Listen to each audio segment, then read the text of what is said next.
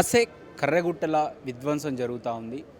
వాళ్ళను వదిలేది లేదని చెప్పేసి అటు కేంద్రం చెప్తూ ఉన్నటువంటి పరిస్థితి. ఇక్కడ ఉన్నటువంటి బీజేపీ నాయకులు కూడా వివిధ వర్షాలు వినిపిస్తూ ఉన్నారు. వాళ్ళు ఇంకా ఎందుకు చర్చలు జరపాలి, ఏం ఉపయోగం ఉంది, వాళ్ళు చర్చ జరిపినా కూడా మళ్ళీ గన్నే పడతారు, అవసరం ఏముందని చెప్పేసి మాట్లాడుతున్నారు. మనతో మాట్లాడడానికి జాన్ విస్లే ఉన్నారు. సో నమస్తే అన్న, ఏమంటారన్న, అసలు కర్రెగుట్ట మీద ఒక విధ్వంసం చేస్తారు, హెలికాప్టర్ చుట్టూ మొత్తం ముట్టినాయి, బలగాలు మొత్తం అసలు వాళ్ళను ఊపిరి ఆడకుండా చేస్తారు. దీన్ని ఎలా చూస్తారు మీరు? మావోయిస్టులు ఒకవైపు చర్చలు జరుపుదామని చెప్పి ఇప్పటికీ 3 సార్లు వాళ్ళ అధికార ప్రతినిధి కానీ పార్టీకి సంబంధించిన బాధ్యులు ప్రకటన చేశారు, ప్రభుత్వానికి తెలియజేశారు. అయినా సరే ప్రారంభంలో చర్చలు జరుపుదామన్న ప్రభుత్వం ఇప్పుడు చర్చలు జరుపుదామని మావోయిస్టులు అంటుంటే చర్చలు జరపకుండా ఆపరేషన్ కగారు పేరుతో మొత్తం నక్సలైట్లను ఏరివేస్తాం మార్చి 2026 మార్చి నాటికి అనేది పెట్టుకోవడం అనేది సరైంది కాదు. మనుషుల్ని చంపేస్తాం అనే దానికి కూడా డెడ్ లైన్ పెట్టడం అనేటటువంటిది గతంలో ఏ ప్రభుత్వాలు చేయలేదు. చర్చలు జరుపుతామన్నా కూడా డెడ్ లైన్ పెట్టి చంపేసేటటువంటి కార్యక్రమం అది పూర్తిగా ఫాసిస్టు చర్యల్లో భాగంగా ఇది కనిపిస్తుంది. అందుకనే వెంటనే చర్చలు జరపాలా. ఒకవైపు కర్రగుట్టల ప్రాంతాల్లో వేల మంది పోలీసులు, మిలిటరీ అక్కడ చేరి వాళ్ళంతా కూడా ఆపరేషన్ అక్కడ చంపేస్తాం అనేటటువంటి వైఖరి తీసుకుంటున్నారు. అట్లాగే దీని వెనకాల ఉన్న ఉద్దేశం మనం పరిశీలిస్తే ఈ ఛత్తీస్గఢ్ని, ఈ అడవి ప్రాంతాలంతా కూడా ఖనిజ సంపదలు ఉన్నటువంటివి, వనరులు ఉన్నటువంటివి. ఆ వనరులన్నింటినీ కూడా కార్పొరేట్ సంస్థలకు, పెట్టుబడిదారులకు దోపిడీ చేసి ఇవ్వాలంటే నక్సలైట్లు అక్కడ ఆటంకంగా ఉన్నారు. అందుకని నక్సలైట్లను ఏరేసే ఉద్దేశం అనేటటువంటిది కార్పొరేట్ సంస్థల ప్రయోజనాల కోసం జరుగుతుంది. అట్లాగే ఆదివాసీలను ఆ ప్రాంతాల నుంచి తరిమేయాలి కాబట్టి ఆదివాసీలను ఎక్కువ మందిని చంపేస్తున్నారు. పోలీస్కి ఛత్తీస్గఢ్ ప్రాంతాల్లో నక్సలైట్ల ప్రభావం ఉన్న ప్రాంతాల్లో ఆదివాసీలంతా కూడా తీసుకుపోయి పోలీస్ క్యాంపుల్లో నిర్బంధిస్తున్నారు. వాళ్ళ మహిళల మీద అత్యాచారాలు చేస్తున్నారు, పురుషుల్ని చిత్రహింసలకు గురి చేస్తున్నారు. అట్లాగే వాళ్ళకి సరైనటువంటి సౌకర్యం లేకుండా క్యాంపుల్లో పెట్టి నిర్బంధాలు సృష్టించి అక్కడ అడవిలో నుంచి గిరిజనులనంతా కూడా తరిమివేసే కార్యక్రమం చేస్తున్నారు. ఇప్పటికే దాదాపు 300-400 మందిని ఈ మధ్యకాలంలో అంతా కూడా చంపేశారు. అందులో అత్యధిక మంది గిరిజనులు, ఆదివాసీలు ఉన్నారు. కాబట్టి ఇలాంటి చర్య అంతా కూడా కార్పొరేట్ సంస్థల ప్రయోజనాల కోసం బీజేపీ కేంద్ర ప్రభుత్వం చేస్తుంది. ఇప్పటికైనా సరే మావోయిస్టులు చర్చలు జరుపుతామని వాళ్ళు బేషరతుగా ప్రకటన చేశారు. ప్రభుత్వం కూడా ఇక్కడ కిషన్ రెడ్డి అంటున్నాడు, అట్లాగే ప్రభుత్వం ఛత్తీస్గఢ్ ముఖ్యమంత్రి అంటున్నాడు, ఆయుధాలు వదిలేసి రండి, ఆయుధాలు ఉండే తర్వాత చర్చలు ఏంటి అని అంటున్నారు. గతంలో పోలీసుల మీద దాడులు జరిపారు కదా, ఇప్పుడు శాంతి చర్చలు అంటున్నటువంటి వాళ్ళు అప్పుడేమీ అనలేదని అంటున్నారు. అలాంటివి పోలీసులనైనా, నక్సలైట్లనైనా, ఆదివాసులైనా చంపకుండా సమస్య పరిష్కారం జరగడం అనే ఉద్దేశమే చర్చలు అంటే. కాబట్టి చర్చలు జరిపి వాటిని పరిష్కరించాలని చెప్పి పద్ధతిని అనుసరించకుండా అప్పుడు అది చేసాం కాబట్టి ఇప్పుడు ఇది చేస్తామంటే ఈ చర్య కొనసాగుతుంది తప్ప ఉండదు. అట్లాగే మావోయిస్టులను ఏదో ఈ రూపంలో అంతం చేస్తామంటే కూడా అది సాధ్యమయ్యే విషయం కాదు. ఎందుకంటే సామాజిక ఆర్థిక అసమానతలకు వ్యతిరేకంగా ప్రజలు పోరాటాలు ముందుకు వస్తున్నటువంటి దాంట్లో వాళ్ళు సాయుధ పోరాట మార్గాన్ని అనుసరించారు. అది ఆ మార్గం సరైందా కాదా అనేటటువంటి విషయాలు వాళ్ళు సమీక్షించుకోవాలి. కానీ అది ప్రజల యొక్క సామాజిక ఆర్థిక పరిస్థితి మెరుగుపడడానికి, దోపిడీకి వ్యతిరేకంగా జరుగుతున్నటువంటి పోరాటం. ఈ దోపిడీ అసమానతను నిర్మూలించకుండా ఈరోజు నక్సలైట్లను నిర్మూలించినా మరో రూపంలో పోరాటం వస్తుంది తప్ప అది ఆగదు. అందుకని ఆ రూపంలో దీన్ని పరిష్కరిస్తామనే కేంద్ర ప్రభుత్వం అనుకుంటే కేంద్ర ప్రభుత్వమే పతనం అవుతుంది తప్ప ఈ సమస్యను పరిష్కరించడం అనేది ఈ ధోరణిలో సాధ్యం కాదు. అందుకనే సిపిఎం పార్టీగా డిమాండ్ చేస్తున్నాం, శాంతి చర్చలు జరపాలా. అట్లాగే బేషరతుగా చర్చలు జరిపిన తర్వాత ప్రభుత్వ విధానాలు వైఖరి ఏంటో వాళ్ళకు చెప్పొచ్చు, వాళ్ళ విధానాలు ఏంటో వైఖరి ఏంటో వాళ్ళు చెప్తారు. ఆ రూపంలో ఈ సమస్యను పరిష్కరించేందుకోసం చర్యలు తీసుకోవాలని కోరుతున్నాం. అంటే బీజేపీ నాయకులు ప్రధానంగా ఏం చెప్తారంటే తుపాకీ పట్టినతో చర్చలేంది, వాడు తుపాకీ పట్టినంటేనే ఏదో రకంగా బట్టి ఉంటాడు కదా, దానికి వాళ్ళతో చర్చ జరిపిన ఉపయోగం ఉండదు. తుపాకీ ఎవరు పట్టినా, సామాన్యుడు పట్టినా, లేకపోతే మావోయిస్టులు పట్టినా, లేకపోతే నక్సలైట్లు పట్టినా, ఎవరు పట్టినా వాళ్ళని ఎవరిని ఉంచామని చెప్పేసి అంటున్నారు. మీరేమంటారు? ఈ వ్యవస్థలో ఉండే అసమానతలు మార్చడం కోసం వాళ్ళు తుపాకీ పట్టారు. అందులో భాగంగా హింస జరుగుతుంది, ఇరువైపులా ప్రాణాలు పోతున్నాయి. అందుకనే చర్చలు జరపమంటున్నాం. వాళ్ళు ఆయుధాలు పట్టారు కాబట్టి చర్చలు, లేకపోతే చర్చలు ఎందుకు జరపాలా? వాళ్ళు సాయుధ పోరాటం చేస్తున్నారు. ఉండొద్దు, వాళ్ళు బతికే ఉండొద్దు అంటారు, ఇంకా చర్చలు ఎందుకని ఒక మాట వినిపిస్తుంది. మీరేమంటారు? వాళ్ళు ఆ విధానం మార్చుకోవాలనుకున్నా కూడా చర్చలే జరపాలి కదా. చర్చ జరపలేదు, చంపేసి మేము నువ్వు మొత్తం వాళ్ళు ఫిక్స్. సాధ్యం కాదు, ఆ రూపంలో సాధ్యం కాదు. ఇప్పటికే ప్రజల్లో వ్యతిరేకత వస్తుంది, ప్రభుత్వం యొక్క అసలు ఉద్దేశం తెలుస్తుంది. నక్సలైట్లను చంపే ఉద్దేశం పేరుతో అసలు గిరిజనులని ఆదివాసులు లేకుండా చేయాలనే కుట్ర జరుగుతుంది. పెట్టుబడిదారులకు సంపద వనరులు దోచిపెట్టడానికే జరుగుతుందని ఇప్పటికే ప్రజల్లోకి అది వస్తుంది. అది భవిష్యత్తులో మరింత పెరిగేటటువంటి అవకాశం ఉంది. ప్రజల్లో అలాంటి భావన వస్తే వాళ్ళు నక్సలైట్లను నిర్మూలించడం కూడా సాధ్యమయ్యే విషయం కాదు. అంటే నక్సలైట్లను ఇంకా ఉండాలి అని చెప్పేసి జనం అనుకుంటారంటారా?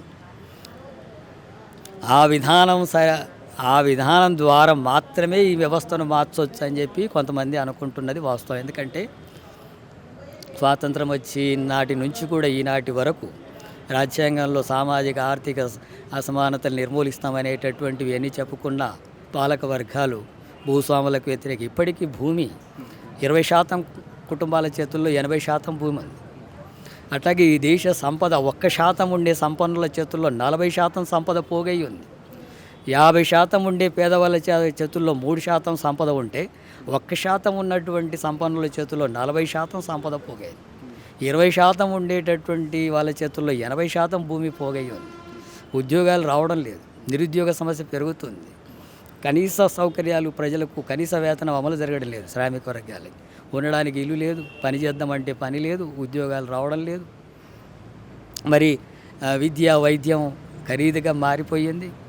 పూర్తిగా పెట్టుబడిదారు వ్యవస్థ దోపిడీ చేసుకునేటటువంటి విధానం కొనసాగుతున్నప్పుడు అనివార్యంగా దానికి వ్యతిరేకమైన పోరాటాలు వస్తాయి, ప్రజా ఉద్యమాలు వస్తాయి. ప్రజా పోరాటాల ద్వారా పరిష్కారం చేసుకోవడం అనేది వస్తుంది. కొంతమంది ఈ రూపంలో సాధ్యం కావడం లేదని చెప్పి సాయుధ పోరాట మార్గానికి కూడా మావోయిస్టుల పార్టీలు అనుకున్నారు. అంటే ఇక్కడ వాళ్ళు చేసిన పోరాటాన్ని ఇక్కడ కించపరచలేదు. ఎందుకంటే గొప్ప పోరాటాల వల్ల ఈ భూమిని ప్రజల్లో ఇప్పుడు అనుభవిస్తున్నటువంటి జనాలు మర్చిపోలేరు. సో అది గొప్ప పోరాటాలు, దాన్ని అంటలేము. సో ఈ సమయంలో ఇంకా వాళ్ళు మారారు. అంటే ఇంతకుమున్నటువంటి ప్రజల కోసం కాకుండా వాళ్ళ పర్సనల్ ఎజెండా కోసం ఎవరైనా నేతలపైన కుట్ర చేయడము, లేకపోతే వాళ్ళకి వాళ్ళ భావజాలకు వ్యతిరేకంగా ఎవరు పనిచేస్తారో వాళ్ళని అంతమొందించే ప్రయత్నంలో మావోయిస్టులు పనిచేస్తున్నారని ఒక వాదన అనిపిస్తుంది. అందుకే వాళ్ళు నుంచము అని చెప్పేసి అంటున్నారు. మీరేమంటారు? అంటే ఆ విషయంలో మావోయిస్టుల ప్రతినిధి చెప్పిన దాన్ని బట్టి చూస్తే ఇంటర్వ్యూలో మమ్మల్ని చంపడం, మావోయిస్టులని చంపడం, లేకపోతే వాళ్ళని చంపుతున్నారు కాబట్టి చర్చలు అనే దానికంటే కూడా మా పేరుతో గిరిజనులని ఆదివాసీలను చంపుతున్నారు, అందుకని వాటిని అరికట్టడం కోసమైనా మేము చర్చలు జరుపుతామని అంటున్నారు. అన్నప్పుడు చర్చలు జరిపితే ప్రభుత్వం ఏం కోరుతుందో చెప్పొచ్చు కదా వాళ్ళ దగ్గర. మా ప్రాణాల కోసం కాదు మేము చర్చలు జరపడం అనేది, ఆదివాసీల్ని మా పేరుతో చంపుతున్నారు, దాన్ని అరికట్టడం కోసమైనా మేము చర్చలు జరుపుతాం అని అంటున్నప్పుడు ఖచ్చితంగా చర్చలు జరపాలా, హింసను అరికట్టాలి. దానికి కేంద్ర ప్రభుత్వం యొక్క బాధ్యత అది. చర్చలు జరుపుతామన్న తర్వాత కూడా మేము ఇదే హింస కొనసాగిస్తాం, వాళ్ళని చంపేస్తాం అనేటటువంటి వైఖరి తీసుకుంటే ప్రజలు తగిన గుణపాఠం చెప్తారు ఆ ప్రభుత్వానికి. కర్రెగుట్ట అసలు ప్రభుత్వం మొత్తం మిలిటరీ మొత్తం దిగినా, లేకపోతే హెలికాప్టర్ దిగినా అసలు వాళ్ళ ఆచూకీ దొరకడం కూడా కష్టంగా మారింది. అంటే కర్రెగుట్ట అంత విశిష్టత, అంత దండకార్యంగా అనేదానికి కారణం ఏమంటారు? ఆ ప్రాంతం చాలా గుట్టలు ఉన్నటువంటి ప్రాంతం, అనేక గుహలు ఉన్నటువంటి ప్రాంతం, పైన నివాసం ఉండడానికి కూడా నీటి సౌకర్యం కానీ సరిగా లేదు. అట్లాగే ఎండల తీవ్రత ఉంది. పోలీసులు కూడా చెప్పినట్టుగా ఆడేం సరిగా ఉండడం లేదు, వాళ్ళు కూడా వెనక్కి తిరిగి వస్తున్న సందర్భాలే ఎక్కువ ఉన్నట్టుగా కనబడుతుంది. సరే, అక్కడ ఎంతమంది నక్సలైట్లు ఉన్నారు, వీళ్ళు పోయి అక్కడ ఏం చేస్తారు ఏంటి అనేటటువంటి దానికంటే కూడా ఆ రూపంలో కొంతమంది నక్సలైట్లనంతా కూడా చంపేసి ఈ సమస్యను పరిష్కారం చేస్తామంటే సాధ్యం కాదు. మళ్ళీ ఇంకో రూపంలో అది పుట్టుకొనే వస్తుంది. అందుకని వ్యవస్థ మారాలా, వ్యవస్థలో ఉండే దోపిడీ మారాలా, వాళ్ళ మీదనే కాదు సామాన్యమైన ప్రజల మీద అణిచివేత. ఇప్పుడు గిరిజన ఆదివాసీల మీద ఏమంటున్నారు, వాళ్ళ మీద అత్యాచారాలు జరుగుతున్నాయి. వాళ్ళంతా కూడా క్యాంపుల్లో పెట్టి పురుషుల్ని తీవ్రమైన చిత్రహింసలు పెడుతున్నారు.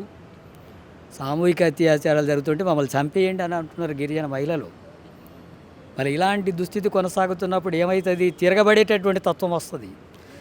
సామాన్య ప్రజలు కూడా ఆ రకంగా సాయుధ పోరాటానికి మార్గం అనేది ఎందుకు వచ్చింది? ఇలాంటి నియంతృత్వ ధోరణి వల్లనే, ప్రజలని యొక్క అణిచివేసే ధోరణి వల్ల వాళ్ళ సమస్యలు పరిష్కరించకుండా వాళ్ళని అంతా కూడా అడవుల నుంచి తరిమేస్తుంటే వస్తున్నటువంటిది. అప్పుడు అల్లూరి సీతారామరాజు అప్పుడు బ్రిటిష్ వాళ్ళకి వ్యతిరేకంగా ఎట్లా పోరాడారు ఆదివాసులు? వాళ్ళ ప్రాంతాలకు వెళ్ళి వాళ్ళనంతా కూడా స్వాధీనం చేసుకొని అక్కడ ఆధిపత్యం చేసేదానికి వ్యతిరేకంగానే కదా కొమరం భీం ఎందుకు పోరాడు బ్రిటిష్ వాళ్ళకి వ్యతిరేకంగా. అప్పుడే మావోయిస్ట్ పార్టీ ఉందా? కానీ పోరాటం జరిగింది కదా, తిరుగుబాటు చేశారు కదా.